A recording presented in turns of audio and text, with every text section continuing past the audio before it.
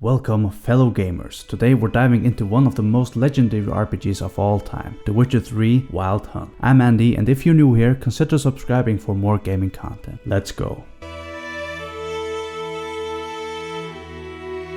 The Witcher 3, released back in 2015, is still one of the most well-known RPGs in the gaming community, even 8 years later after its initial release. It received tons of positive reviews, and on top of that it won the Game of the Year award. In this video I'll give you my first impression of the game and we'll explore why it's still a must-play game, whether you're a die-hard Witcher fan or a newcomer to the series who is considering buying the game. First, let's talk about the world of The Witcher 3. It's vast, immersive, and filled with rich storytelling. The open world of the continent is a true masterpiece, offering diverse landscapes, bustling cities, and hidden secrets in every corner. But for me not to spoil anything too major, we'll keep this to the first zone, the White Orchard, which is more or less a zone where you go through the basics of the game. The Orchard Village, for example, What the fuck am I to do? Eh? What? feels alive with its NPC interactions. What happened here? Oh, got a wee bit chilly the night, so I set fire to my forge. Got it nice and roaring. Roasted some wieners. What do you think happened, dimwit? Its cozy village atmosphere and intriguing side quests. One of the first side quests I picked up was to investigate a haunted well and banish the ghost, so the father could get pure water from the well to save his daughter from a terrible sickness. This quest was especially interesting and kind of spooky, because you had to investigate a little settlement just outside the village to find out what kind of ghost we were talking about and ultimately summon it and lay it to rest. What I love about this game is that it's not just a game world, it's a living, breathing universe.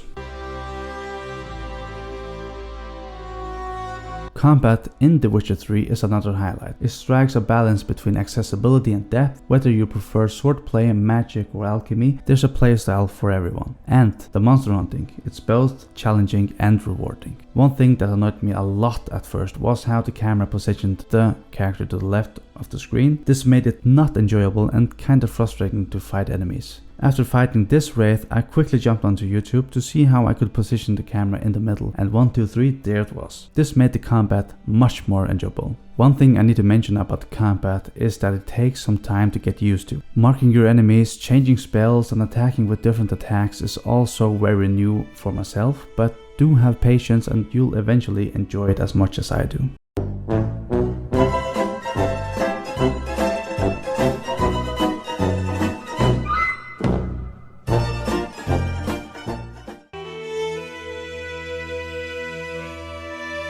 Speaking of hunting, let's talk about our main character, Geralt of Rivia. He's one of the most iconic and loved protagonists in gaming, with a complex personality, moral dilemmas, and of course that dry wit that we all love. I thought you bowed before no man.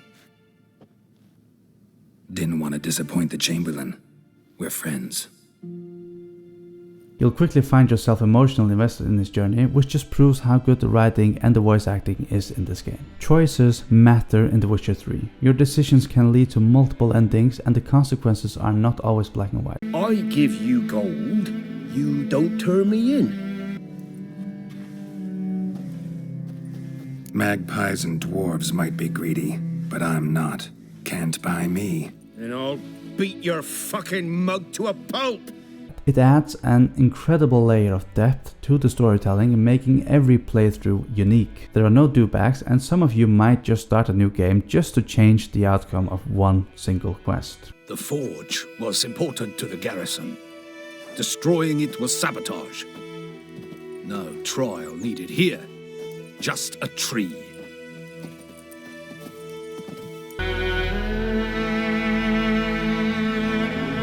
Now let's address the visuals. The Witcher 3 was ahead of its time in 2015, and even today it holds up remarkably well. I've heard that with mods and next-gen hardware you can experience breathtaking 4K landscapes that are simply jaw-dropping. But this isn't something that I'm looking to jump into. I'm running the game on ultra settings with no ray tracing, and it hits about 90 to 98 degrees Celsius on my Ryzen 7 RTX 3070 laptop.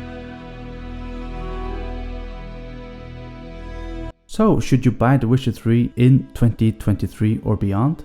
Absolutely. It's not just a game, it's an unforgettable journey. From its rich world and engaging combat to its morally complex choices, The Witcher 3 continues to stand the test of time. And I can attest to that, as this is the first time playing it. If you've seen the Netflix Witcher series, you'll definitely recognize the characters. So that's it for today's video. If you enjoyed it, don't forget to hit that like button and subscribe for more gaming content. Thanks for watching, and I'll see you in the next video. Happy gaming, guys.